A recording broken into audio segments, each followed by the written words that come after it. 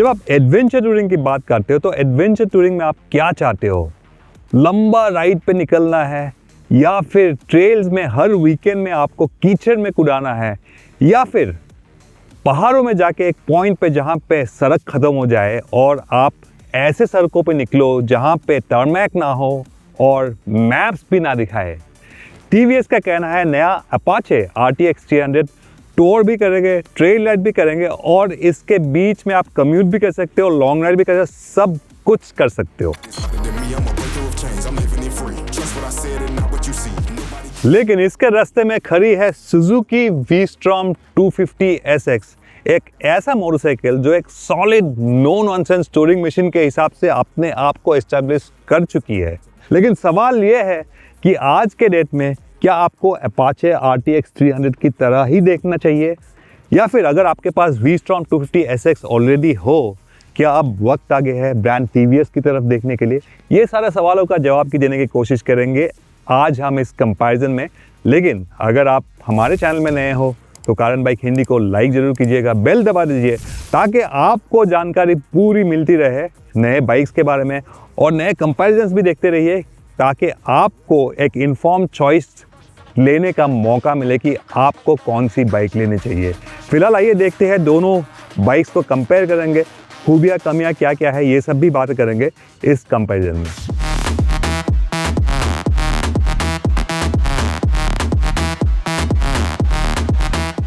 नई TVS Apache RTX एक adventure motorcycle वाला लुक अच्छे से पेश करती है। वास्तव में ये अपने वास्तविक आकार से कहीं ज्यादा बड़ी मोटरसाइकिल दिखती है और मेरी नजर में इसकी स्टाइलिंग पिछली पीढ़ी की ट्रायम्फ टाइगर 800 XRX की याद दिलाती है।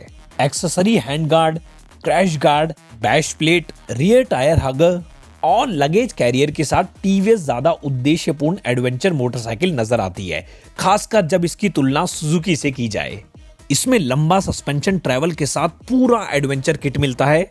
कम से कम बिल्ड टू ऑर्डर किट के साथ इसमें पूरी एडजस्टेबिलिटी भी दी गई है। दूसरी ओर सुजुकी V-Strom SX सड़क केंद्रित जिक्सर 250 पर आधारित है। हालांकि इसमें बड़ा 19 इंच का फ्रंट व्हील दिया गया है और इसे एक अलग स्टांस देने के लिए अलग बॉडी डिजाइन दिया गया है।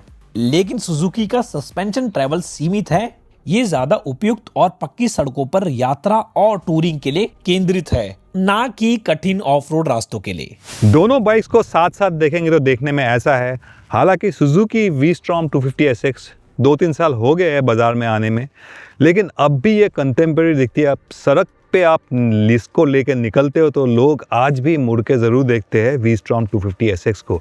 कंपैरेटिवली ये बिल्कुल नया है, मार्केट में बिल्कुल ब्रांड न्यू है और विजुअल अपील भी इसका ज़्यादा है। साइज़ भी दिखने में ये बड़ा लगता है और हालांकि ये भी single cylinder entry level adventure bike है, लेकिन देखने में आपको इसका मास और विजुअल अपील जो है वो लगता है कि काफ़ी बड़ी एडवेंचर बाइक है, 300 सीसी नहीं है।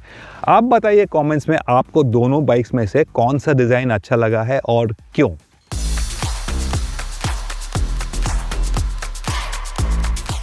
सुजुकी V-Strom 250X में आपको जो ज़रूरी चीज़ें हैं फीचर्स के मामले में वो सब मौजूद है। इसमें डुअल चैनल ABS है, लेकिन ABS स्विचेबल नहीं है क्योंकि ये स्ट्रीट ओरिएंटेड बाइक है, टूरिंग ओरिएंटेड मॉडल है, ये ऑफ रोड के लिए नहीं बनाई गई है। ट्रैक्शन कंट्रोल इसमें आपको नहीं मिलेंगे, लेकिन आपको इसमें स्मार्टफोन कनेक्टिविटी मिलेंगे जिसके बदौलत आपको turn by turn navigation LCD screen पे मौजूद होगी। इसके अलावा और कोई फैंसी फीचर्स आपको इसमें नहीं मिलेंगे। RTX 300 में बहुत लंबी चौड़ी फीचर्स लिस्ट मिलेंगे। 4 राइड मोड्स मिलते हैं आपका, रेन, अर्बन, टूर और एक रैली मोड जिसमें रियर व्हील ABS डिसेबल कर सकते हो आप। जी हाँ, इसमें स्विचेबल ABS मिलती है आपका। इसमें ट्रैक्शन कंट्रोल भी उपलब्ध है और क्रूज कंट्रोल स्टैंडर्ड है बेस वेरिएंट से लेकर टॉप वेरिएंट तक। बीच वाला जो वेरिएंट है उसमें आपको मिलेंगे क्विक शिफ्टर भी, बाई डायरेक्शनल क्विक शिफ्टर भी, और BTO वेरिएंट जो फुली लोडेड वेरिएंट है उसमें आपको मिलेंगे fully adjustable suspension, brass coated chain, tyre pressure monitoring system वगैरह वगैरह। तो फीचर्स के मामले में अगर आपको बहुत ज़्यादा फीचर्स है, ताम झाम चाहिए, तो RTX आपको निराश नहीं करेगी। इस सेगमेंट में, इस प्राइस पॉइंट में इतने फीचर्स आज के डेट में किसी और मोटरसाइकिल में उपलब्ध नहीं है।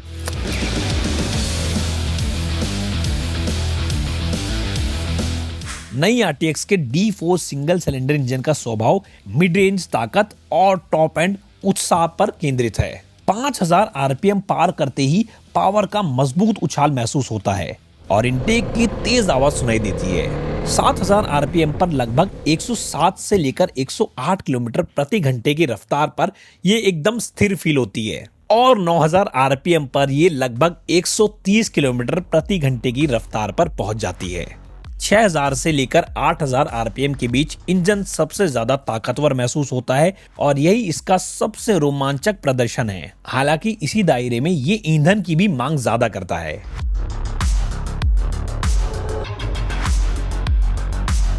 हमारे परीक्षण में RTX 300 ने मिक्स राइडिंग कंडीशन में लगभग 25 किलोमीटर प्रति लीटर का औसत दिया है और हाईवे पे मुश्किल से 30 किलोमीटर प्रति लीटर तक पहुंच पाई है।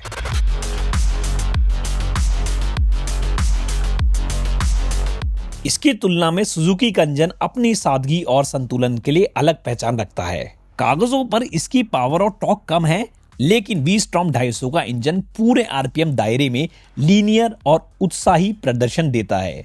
यह रोजमर्रा की सवारी के लिए एक ज्यादा उपयुक्त महसूस होता है। ये इंजन 9300 आरपीएम पर लगभग 26 bhp की ताकत देता है और 7000 आरपीएम पर लगभग 22 न्यूटन मीटर्स का पीक टॉर्क प्रोड्यूस करता है। जब V-Strom लेके आप निकल पड़ोगे और गियर्स के थ्रू एक्सीलरेट करोगे तो आपका इसका रिफाइनमेंट ज़रूर इम्प्रेस करेगी। स्वीट स्पॉट इस बाइक का है 9500 किलोमीटर्स। बड़े आराम से आप लॉन्ग राइड पे निकल सकते हो, लेकिन उसके बाद थोड़ा सा वाइब्स महसूस होगी। इनफैक्ट 2 वाइबी स्पॉट्स है, एक 3500 आरपीएम के लगभग, बहुत ज़्यादा वाइबी भी नहीं है, हल्का फुल्का बज़ मिलेगा, और एक 5500 आरपीएम के बाद थोड़ा सा बज़ मिलेगा। इतना वाइबी नहीं है कि आपको लगेगा कि इंजन खुल के आ जाएगी, लेकिन थोड़ा सा बज़ है। ओवरऑल इंजन आपको ये भरोसा दिलाएगी कि ये tried and tested well engineered product है और ये आपको रिलायबिलिटी की एहसास ज़रूर दिलाएगी।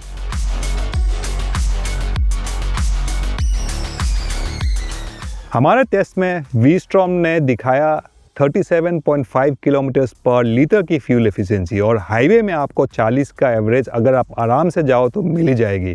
तो रेंज के मामले में एक टैंक फुल में V-Strom ज़्यादा दूर जाएगी RTX से।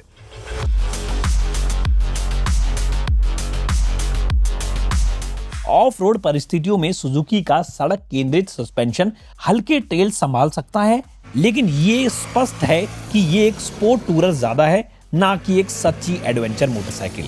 वहीं अपाचे RTX में वास्तविक ऑफ रोड क्षमता है। इसका बेहतरीन सस्पेंशन उबड़ खाबड़ सड़कों पर आत्मविश्वास के साथ इसे आगे बढ़ाता है। घुमावदार सड़कों पर भी इसका संतुलन सुजुकी को कड़ी टक्कर देता है। हालांकि हमारे परीक्षण वाहन में TVS सर्विस सेंटर की ओर से पूरी जांच नहीं की गई थी। हैंडल बार थोड़ा ढीला था, बैश प्लेट की वजह से मोटरसाइकिल अपेक्षा से ज्यादा शोर कर रही थी और समस्या दूर होने के बाद RTX शहर की सड़कों, हाईवे और मोड़ों पर संतुलित और स्मूथ महसूस हुई। ब्रेकिंग प्रदर्शन अच्छा है, लेकिन ब्रेक लगाते समय फ्रंट सस्पेंशन के ज्यादा झुकने की आदत डालनी पड़ेगी।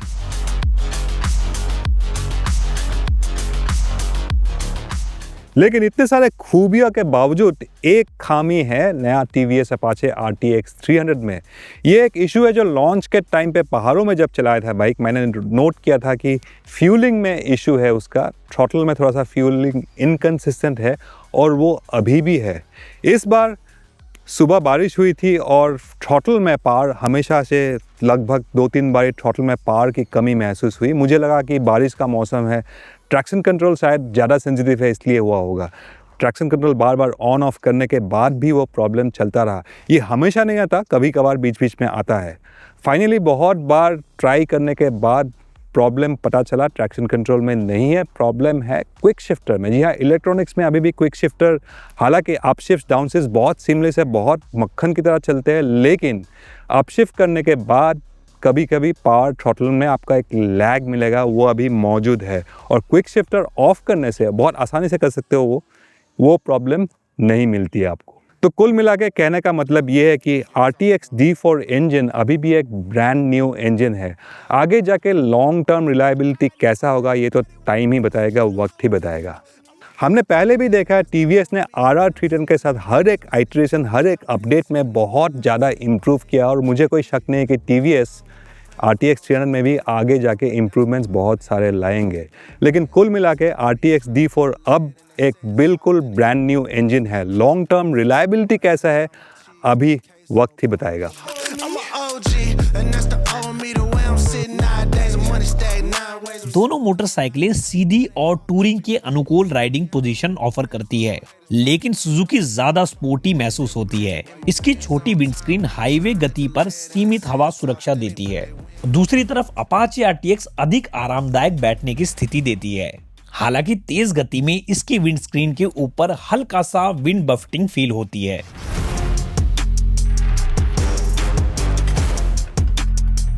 दोनों बाइक्स का व्हील साइज बराबर है, दोनों ही 19 इंच फ्रंट व्हील है, 17 इंच रियर व्हील है, लेकिन अपाचे का RTX का व्हील का विड्थ बड़ा है, चौड़ा है, तो इसमें थोड़ा सा और विजुअली अपीलिंग लगता है। आपको ग्रिप भी ज़्यादा मिलेगी इसमें, खास तौर पे ऑफ रोड सिनेरियोज में। और टायर का पिछला टायर भी 150 सेक्शन है, उसमें 140 सेक्शन है। अर्गोनॉमिक्स देखें तो इसमें मेरा हाइट है 5 फीट 9 इंचेस में, दोनों तरफ आराम से फ्लैट फुट कर सकता हूँ। और इसका राइडिंग पोजीशन भी अपराइट है, आप सीधा बैठते हो, काफ़ी कंफर्टेबल है राइडिंग पोजीशन। एक एडवेंचर टूरर का जैसा होना चाहिए टूरिंग मशीन का, वैसा ही है इसका राइडिंग पोजीशन। और स्टैंड अप राइडिंग अर्गोनॉमिक्स भी इसका सही है मेरे हिसाब से। मुझे कुछ ज़्यादा इसमें शिकायत नहीं मिल रहा है। मैं ऑफ रोड काफ़ी कर चुका हूँ फर्स्ट राइड पे, तो ऑफ रोड में भी इसमें कोई प्रॉब्लम नहीं हुई स्टैंड अप करके पेग्स में खड़ा होकर चलाने में। V-Strom 250 SX का राइडिंग पोजीशन ऐसा है, सीट हाइट दोनों का बराबर है, 835 mm सीट हाइट दोनों का बराबर है, लेकिन इसका सीट का डिज़ाइन ऐसा है कि एक फ्लेयर है यहाँ पे, तो अगर जब बैठोगे आप तो महसूस होगा कि ये थोड़ा सा ऊंची है उससे। अब मेरा हाइट के हिसाब से मैं दोनों तरफ फ्लैट फुट नहीं कर सकता हूँ, मेरे को टिप टो करना पड़ रहा है, तो ये सीट के डिज़ाइन की वजह से ये आपको थोड़ा सा ऊंची लगेगी। और राइडिंग पोजीशन ऐसा है कि इसका हैंडल बार में थोड़ा सा आपको स्ट्रीट बाइक का महसूस देता है, थोड़ा सा एक रीच है सामने को, इतना कंफर्टेबल नहीं है, अपराइट नहीं है जितना कि RTX में है। तो ये एक अर्गोनॉमिक्स का चेक है। और ये टूरिंग बाइक है, इसका स्टैंडअप अर्गोनॉमिक्स उतना अच्छा नहीं है क्योंकि आपका हैंडल बार भी नीचे है, और हालांकि ये एक टर्मैक टूरिंग बाइक है तो आप इसमें ज़रा बहुत कुछ ऑफ रोड भी नहीं कर पाओगे। लेकिन फ़ायदा इसका ये है कि ये पूरे 13 किलो वज़न इसका कम है, 167 kg कर्ब वेट है, तो वो हल्की जो वेट है इसका वो आपको थोड़ा सा एडवांटेज मिलती है, ख़ास तौर पर ट्रैफिक में चलाते वक्त, या फिर आपको पार्किंग लॉट में आगे पीछे करना है तो वो हल्की वेट की वजह से आप V-Strom में थोड़ा सा आपको आसानी होती है।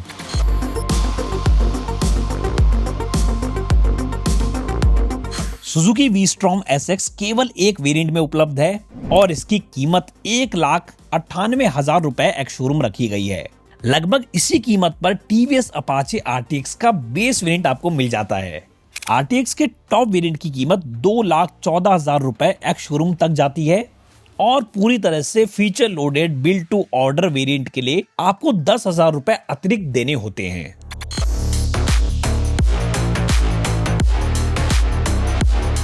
सुजुकी V-Strom 250 SX 2023 में कार एंड बाइक का मोटरसाइकिल ऑफ द ईयर का खिताब हासिल किया था, और इसमें कोई शक नहीं क्यों।